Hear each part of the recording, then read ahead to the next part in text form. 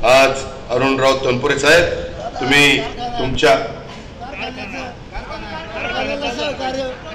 कारखान्याचा विषय राहिला, कारखान्याचा एक मिनिट कारखान्याच्या संदर्भामध्ये कालच मी साखर आयुक्तांशी बोललेलो आहे।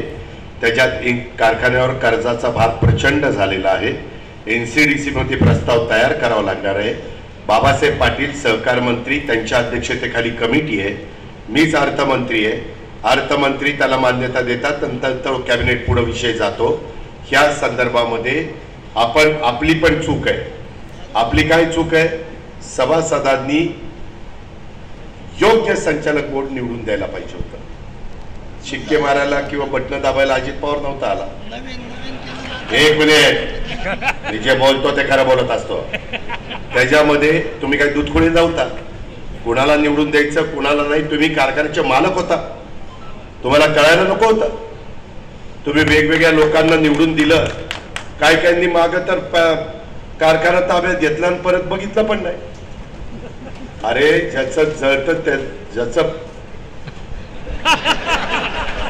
त्यालाच कळतं। त्याच्यामुळं तुम्ही लक्षात घ्या, मला ह्याच्यातला खूप मोठा अभ्यास आहे।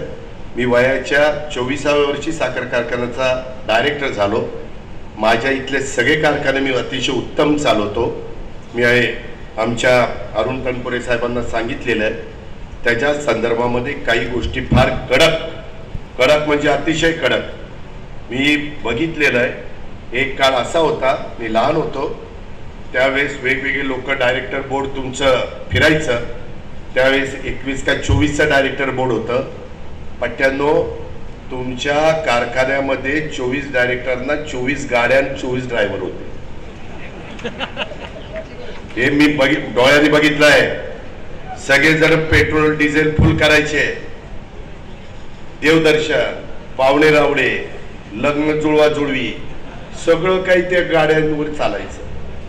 म्हणजे आम्ही तर हिशोब एकदा काढला होता, त्या 5 वर्षाचं गाड्यांचं पेट्रोल डिझेलचा खर्च ते सगळा गोळाबेरीज केली असती तर इथून गाडी चंद्रावर गेली असती, चंद्रावरून इथं आली असती। एवढं डिझेल पेट्रोल चाललं, काय सांगायचं ह्याच्यात। मी तर काम करणारच आहे, मी मदत करणारच आहे, पण त्यामध्ये इतरांनी पण फार डोळ्यात तेल घालून ते करावं लागेल रे बाबांनो।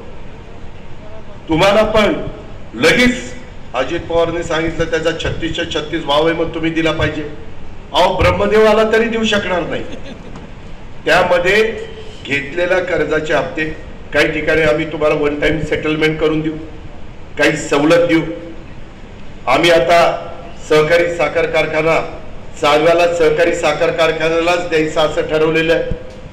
पूर्वी खासगी लोक घ्यायचे आणि कारखाने उभे करायचे, कारण स्वर्गीय विलासराव देशमुखांनी मी त्याच्याबद्दल तुमच्या नवनिर्वाचित संचालक बोर्डाशी बोली।